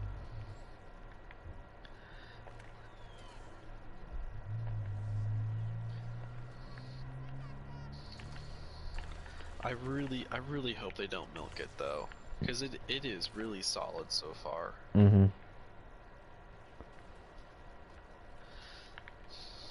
Like, there's also I feel like there should only be one Star Wars show going at a time. Mm-hmm. Like one live action show going at a time. Like maybe they go for 3 seasons with The Mandalorian, and then it's over with. We don't go back to it. And then like they just do like Obi-Wan Kenobi or whatever else they have planned. Gosh, I really wish Clone Wars, like it just feels wasted this last season. I can't even get through this latest episode. I started watching it, and I literally thought that I was watching one of the other episodes, like the week before episode. Yeah, that's what it should have been. It looks the same. The characters say the same things, and I can't get through it. I literally have 5 minutes left, and I'm not gonna watch it. If I do watch, I put that episode on last night to fall asleep because it is so boring. It's not a joke. I literally, like, it was like 11 o'clock, and I was like, okay, I really need to go to sleep. I literally just laid in bed, watched it for 3 minutes, and I turned it off, and I rolled over and fell asleep because it is so boring and so bland. Mm-hmm. It's just so bad. It's one of those things where it's like, I feel like we're spending too much time on this one arc, and it's just wasting the episodes that we have, and we only have 12 episodes. And this is like we only have 4 more episodes left, right? Yeah, we only have 4 episodes left, and that's going to be the Mandalore arc. And that's going to be, at least I hope, this is going to be what we've been waiting for. The entire season. But I wish we were getting stuff like the Mandalore arc from the beginning, because that's what I expected out of the Clone Wars. I didn't expect this season 2 content that we've been getting so far. It's not even as good as the season 2 stuff, to be honest. It's this Ahsoka arc is literally just Ahsoka giving like a really crappy philosophy lesson. But I don't know, like, she's just so boring to watch. She used to be literally one of the highlights of the show, but now she's just so boring and so bland to watch. Like, I gave her a little bit of leeway for the first 2 episodes, because she is going through like a big time in her life, because she has left the Jedi Order and she's trying to navigate her life now that she doesn't have that structure. But man, like, now there's no excuse. She's literally just boring. I don't know. I don't think the problem is with Ahsoka in these episodes. I think the problem is with her companions. Yeah. I don't like, what is it? Trace and Rafa, is that their names? Yeah. I think that's it. Trace is the younger sister, and it's like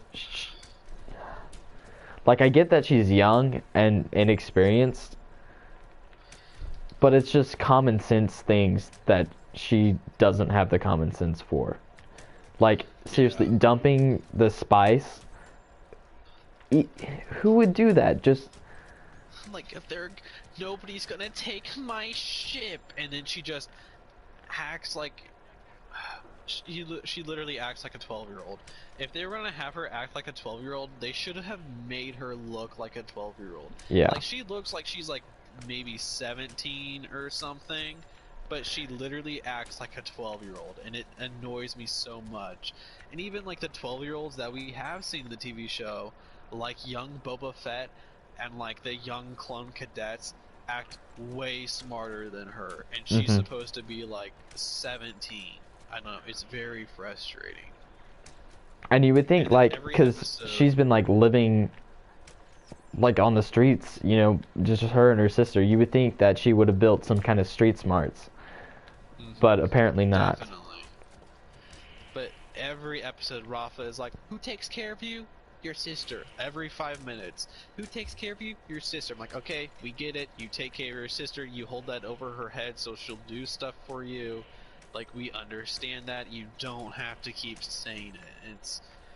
I don't know if it's the writer's intention to make it really annoying, but oh my gosh, like, everyone is so annoying in those episodes. Like, My parents, like my dad likes Clone Wars. It's a show that anyone can enjoy, but he also hates this new season of Clone Wars. Like literally the other day, I was like I had started watching it. Like, I'd laid down to like, I was like, okay, I'm gonna finally sit down and watch it. And I had really high hopes. I was like, okay, maybe something will be different. Sometimes it takes. Usually it doesn't, but some of the Clone Wars arcs, sometimes maybe they take like an episode or two to actually get really good. this one just And hasn't gotten good. It's been the same kind of quality the entire time. And hmm I would have been okay with it, like if it was just, I mean, it easily could have just been 2 episodes. Very easily. But for some reason, we had to spend 4 episodes on this arc, and now we only have 4 episodes left, which are for sure going to be taken up by the Mandalore arc. Bad Batch was the same way. I don't think it needed to be 4 episodes. It could have very easily have been 2 or 3 episodes and would have tied up real nicely. And then we could have had yeah, time for some other kind of arc that would have been interesting. Like, imagine a retelling of, the Chancellor's kidnapping, because we've seen that in like the cartoon Clone Wars. But yeah, imagine that in, the show Clone Wars style. That would have been really cool that to would be see. really cool. Or some kind of other arc with like a uh one of the other Jedi that we haven't got a whole lot of time with, like Plo Koon or Kit Fisto or even Ayla Sakura or Kiadi Mundi. Like, hmm just to have a different arc that will set up Revenge of the Sith more nicely would be amazing. But instead, we're wasting the precious episodes that we have left on this stupid arc with the story that nobody likes. Well, I mean, some people like it, and I think it's okay for them to like that. What the heck is happening? Why am I moving so slow? Um, like I can totally understand if somebody likes these episodes, but seriously, we needed something else because, gosh, I don't want to be wasting this time on bad episodes. When I heard Clone Wars was coming back, I expected high quality content that was going to perfectly set up Revenge of the Sith, but we're just getting this kind of stuff. Yeah, like I was watching an episode, like not an episode, I was watching a YouTube video the other day, like talking about this Ahsoka arc. And he was like, and the guy who was talking about it, I don't remember the YouTuber's name, but he's like, this is like season 3 quality episodes. I'm like, no, it's Not not even. even season 3. It's not even season 1. This is terrible. This is literally the worst season of Clone Wars. Like, okay, if you think this is the best season of Clone Wars, you're entitled to your own opinion. I'm like, that's for you to decide. If you enjoy more drama heavy Clone Wars, good for you. I'm glad you're enjoying this season. But if it was going to be a drama heavy episode and be more about how Ahsoka is living now that she's not with the Jedi Order, and kind of how she has to deal with now being in the underworld of Coruscant, should have been 2 episodes. Kind of like what you were saying earlier, how it could have been 2 episodes. It should have been 2 episodes with better characters. Like, I had this idea that Well, the instead, sisters weren't supposed to be the characters in this arc. It was supposed to be some other. It was supposed to be one dude, and it was going to be like a love interest for Ahsoka, but yeah, he was supposed to be it like the was first changed. Asian Star Wars character or something. Mm-hmm. Or not the first, because I mean, there's like Rose Tico or whatever, but Mm-hmm. and he was like supposed to be more of like a Han Solo character. And what I had this idea that was like, what if these are like her arc was like her like joining up with bounty hunter Saj Ventress, and like maybe like, or like what if she met like young Boba Fett and Bosk, and like she was taken prisoner and she was gonna be turned into Count Dooku. I don't know. I don't think I would have liked that. But what I would have liked was to see like Quinlan Voss, an arc about Quinlan Voss and Asajj Ventress. Oh yeah.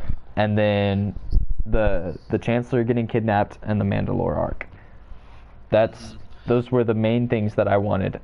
And you know, with the season that we have right now, I would have totally been okay with these episodes if we had like a full, like an actual like 28 episode season or 24 episode season.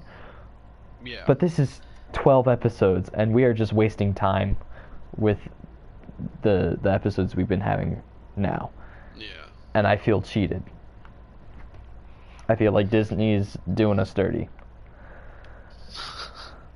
It's kind of going back to the thing of like everyone has their own favorite Star Wars thing, you know? Mm-hmm. And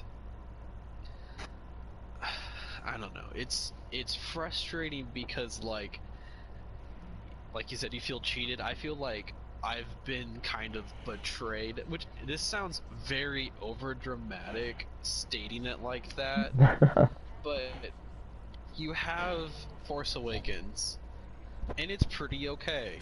Mm-hmm. I mean, there's a lot of problems with it, but it's a good foundation. You have Rogue One, and it's pretty good. I have, like, it's not perfect, but it's pretty good. Mm-hmm. You have The Last Jedi, and you're like, okay, well, this isn't very good.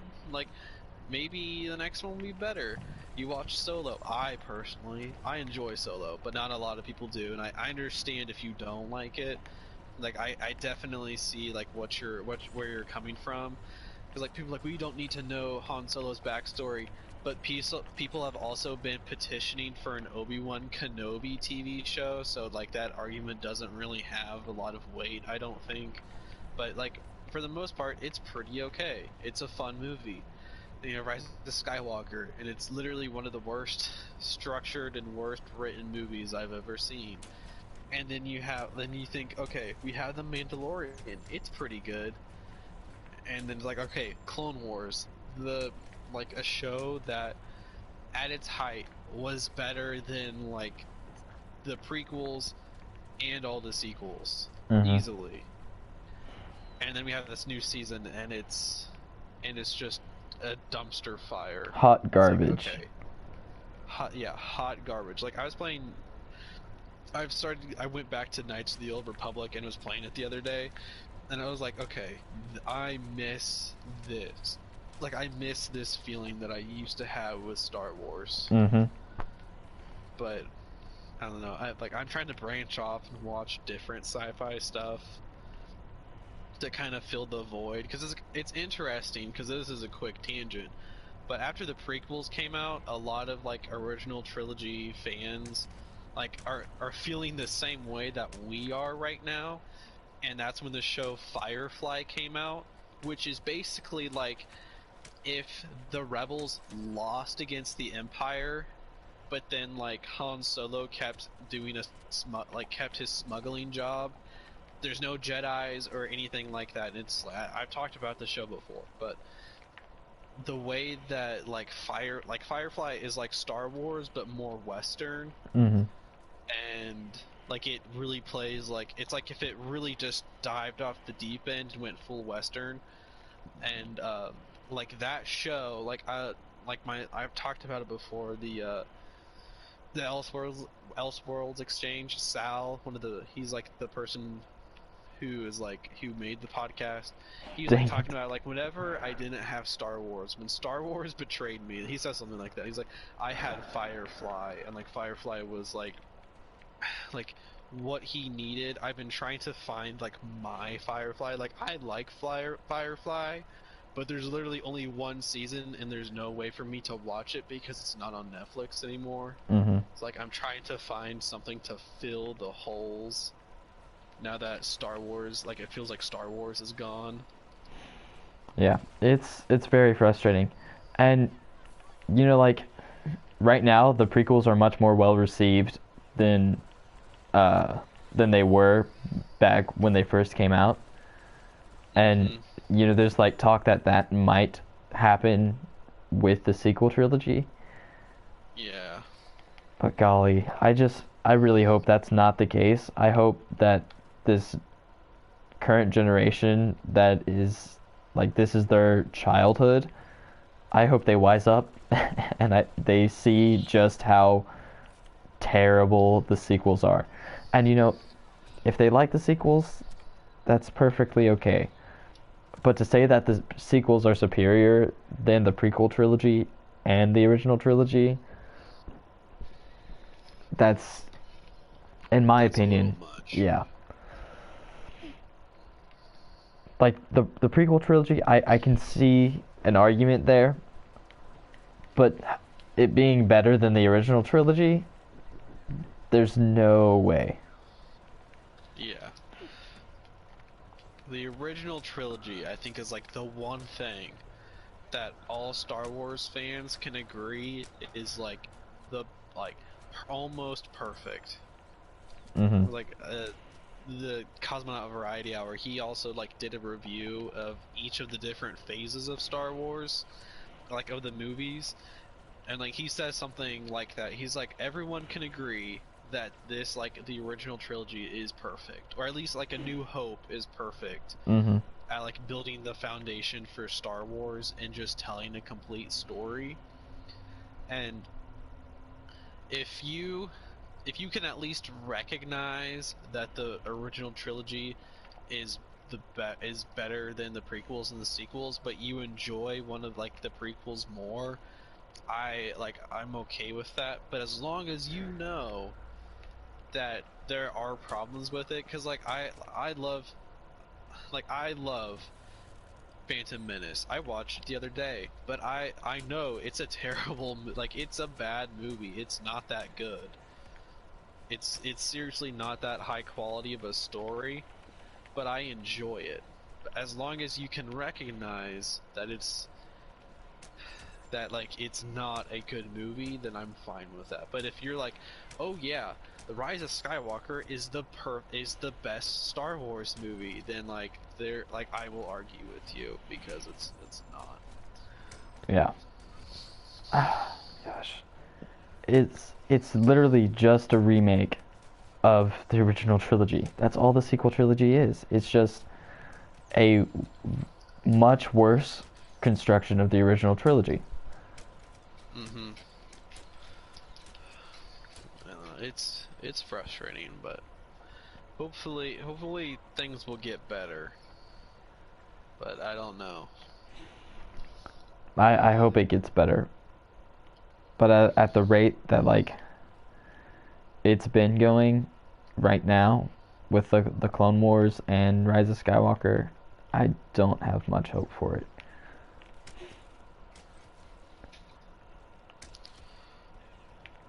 And honestly, I'm not sure how I feel about Ahsoka being in Mandalorian season 2.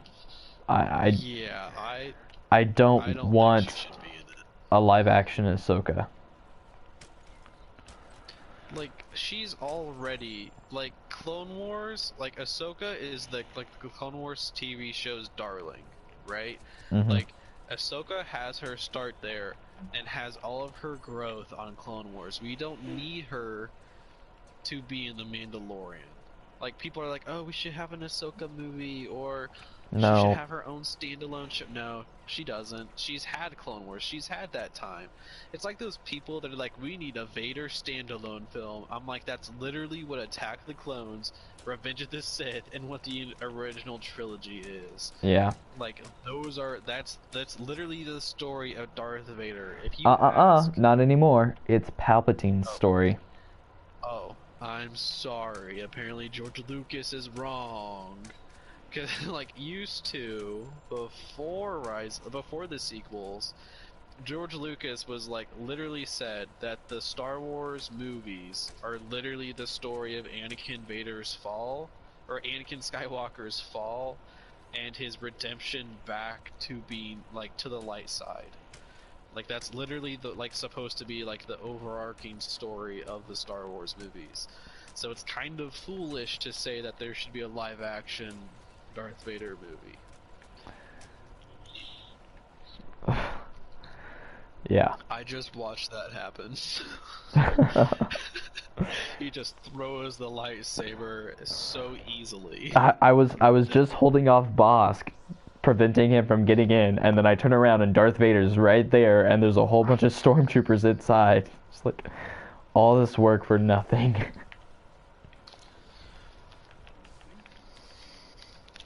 I love how like we set out tonight trying to talk about Harry Potter, but then we just reverted back to talking about Star Wars. We always come back to Star Wars.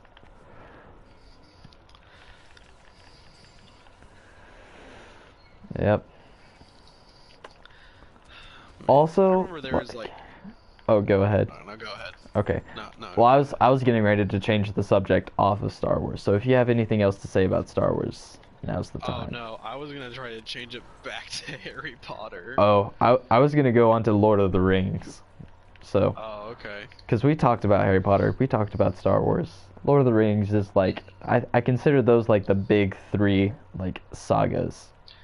We mention how perfect Lord of the Rings is almost in every episode. But we never really live talk stream. about it. Like Yeah, it's just been mentioned.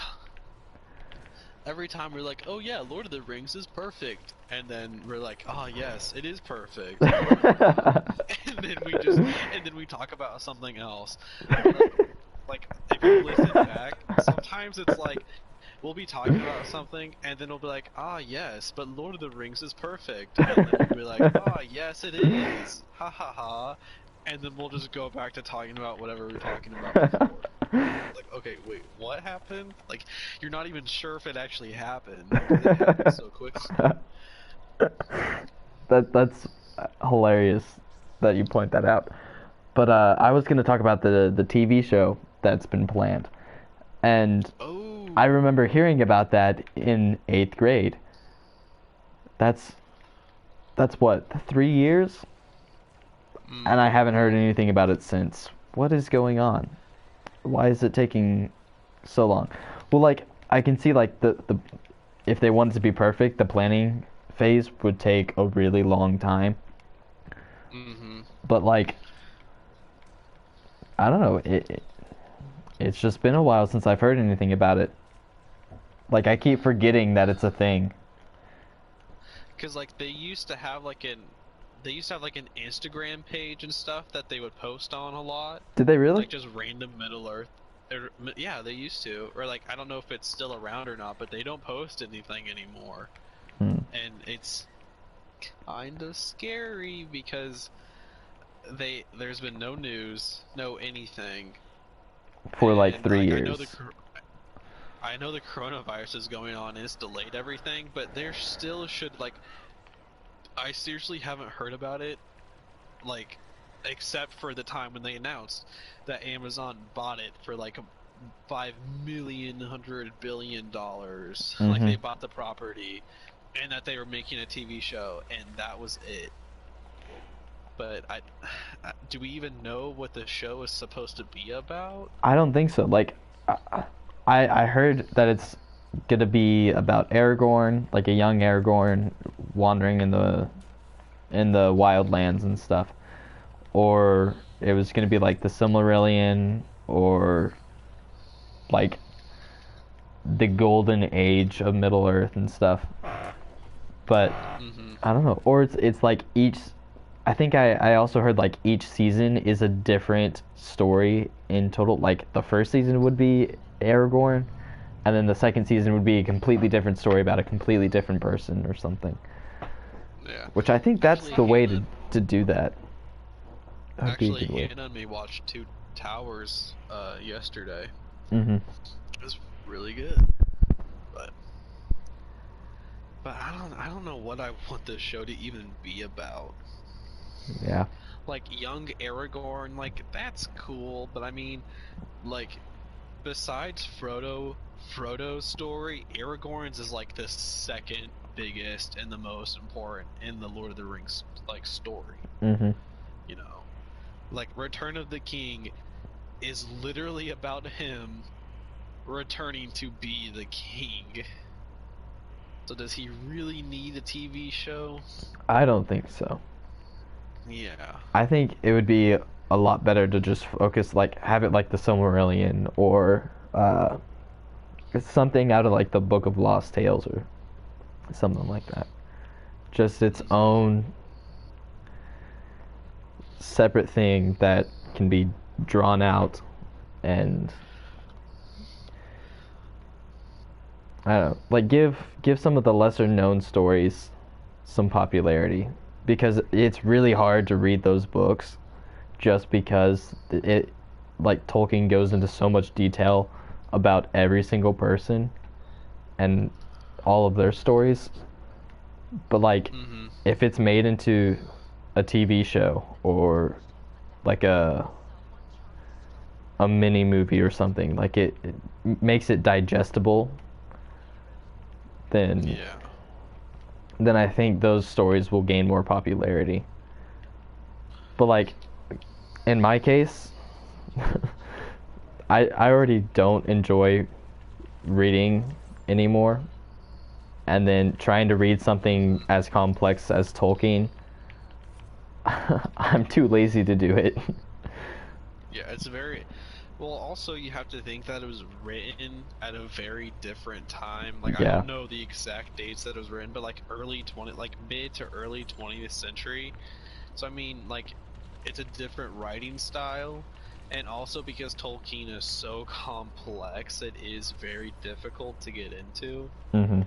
But I mean, I tried reading the first book whenever I was in 6th grade, which I was biting off way more than I could chew. But I think now I think now I could go back and read Lord of the Rings if I wanted to, because now it's like a little bit understandable. But also Tolkien, like the story of Lord of the Rings, takes a lot of inspiration from Beowulf, and like he was like an like he was a professor and a historian for Anglo-Saxon like Europe, like English people and like Vikings. Like that was his wheelhouse. Like he knew what he was talking about, Yeah. and like he based a lot of elements of like Middle Earth on like Norse mythology and like like European fairy tales. I mean, it's also just a different animal whenever you think of it like that. Yeah. Like literally, Rohan literally looks like an Anglo-Saxon village. Mhm. Like that's the point. Like Gondor is supposed to be more like fantasy, like purely its own, but Rohan is literally just supposed to be like a Saxon village. Okay, here's a question. Which do you like best? Music in Star Wars or music in Lord of the Rings? Music in Lord of the Rings. I think it. Okay, so the music in Lord of the Rings puts you in to the world of Middle Where Earth. Star Wars, Like it's I more think about the characters and their themes. yeah, we've talked about this before, but while okay, so Lord of the Rings music, Howard Shore's music puts you into Middle Earth and it puts you in to the setting. Like if I was like whenever Hannah and me were watching it yesterday, like there were points when the music was so good that I almost cried. Like it's beautiful. Yeah. Like the Rohan fiddle violin part, I think that is better than most music and most movies. It's so good and it's powerful and it puts you into Middle Earth. I don't know. I enjoy like also you can just listen. I can like listen to like Howard Shore's Middle Earth music any time of the day, but like I kind of have to be in the mood and like prepare myself if I'm going to listen to like the Star Wars soundtrack. But I mean the Star Wars soundtrack like I get excited like you're like okay, we're going on an adventure in space. You know, like you get excited listening to it, but like whenever you listen to Howard Shore's Middle Earth music, it's like, all right, we're in the Shire smoking a pot, like smoking like a pipe, talking to Gandalf, Yeah. or we're in Rohan and with the Horse Masters. I don't know. It's a very different experience. I can't think of another movie that has like such great music that puts you into the world as much as Howard Shore's Middle Earth music.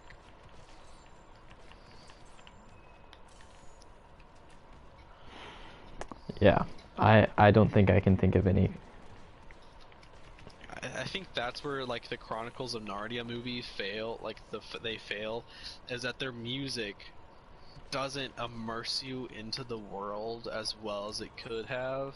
Mhm. And also, I don't like the story of Narnia as much as the Lord of the Rings.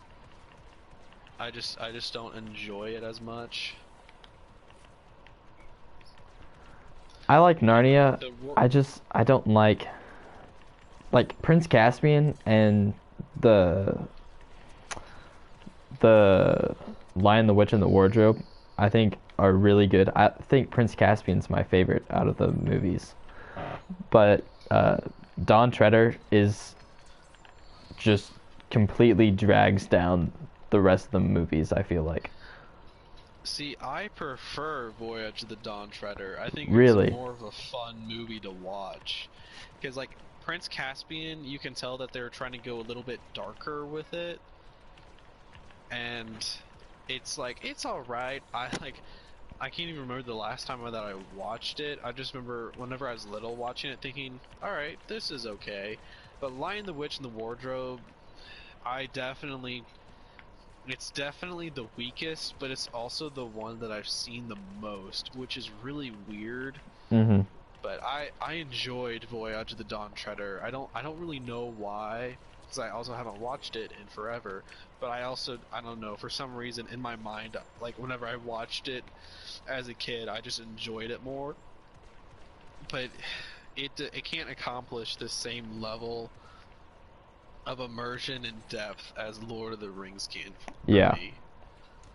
Like, it's a little too kiddish because you have fawns and satyrs. You have two like animals that talk.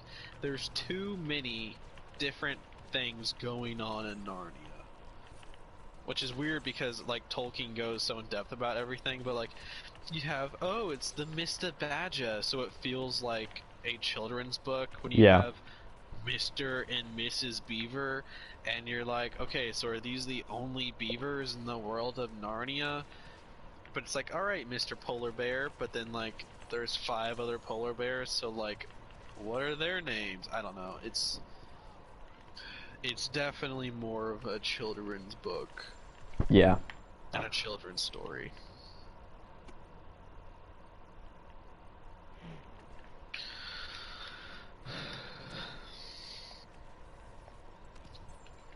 And also, I just never really liked Peter, Edmund, Lucy, and I don't remember the other one. Sally? Susan. Susan. Yeah, I never liked them that much. Mm-hmm. I don't know, I just didn't think they were that interesting or that fun to watch.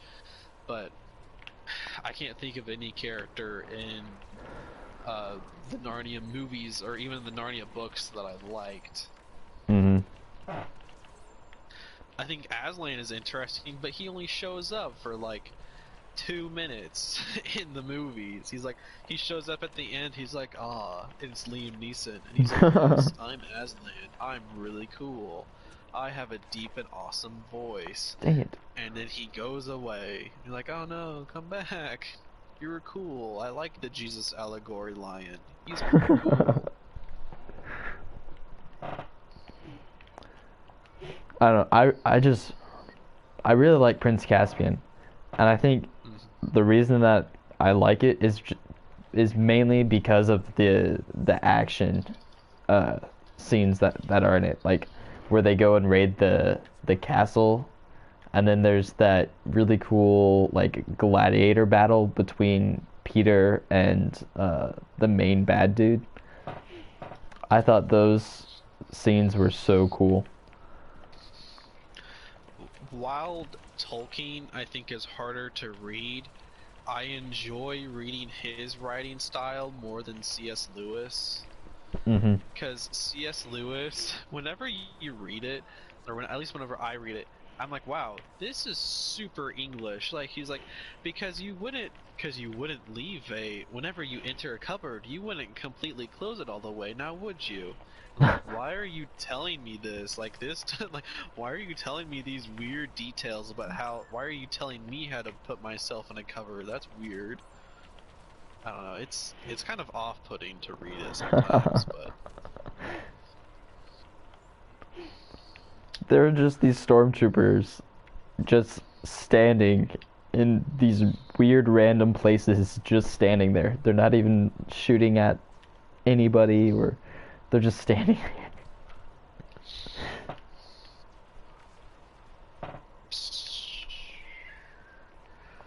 Also, the music in Harry Potter is so close to being as good as Howard Shore's Middle-earth score. Oh yeah, I can agree with that.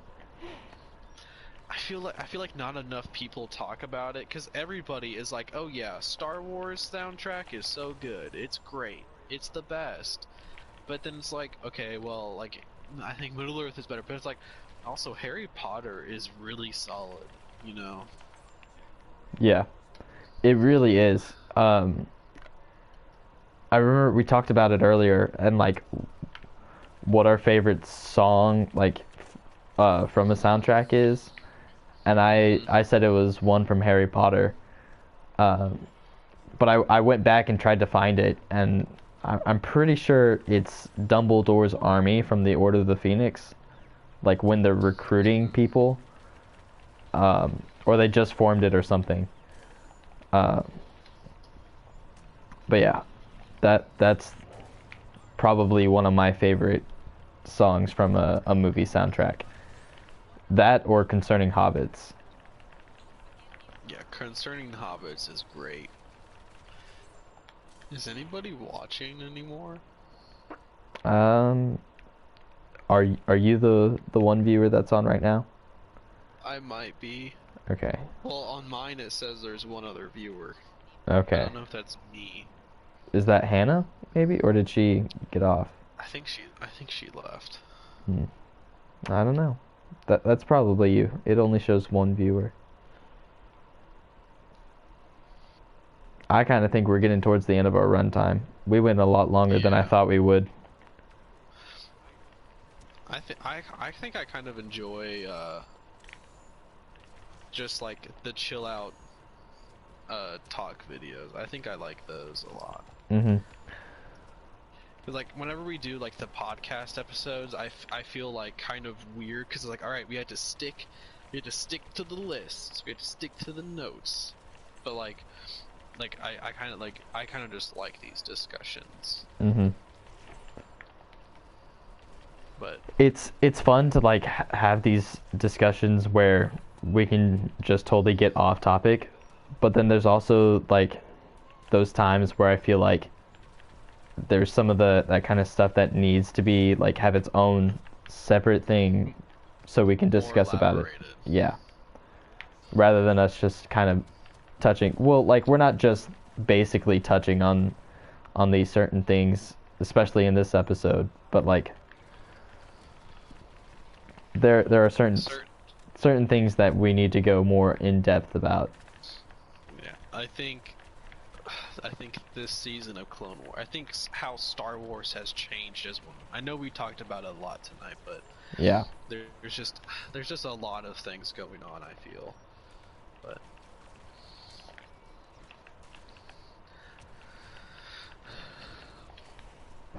All right.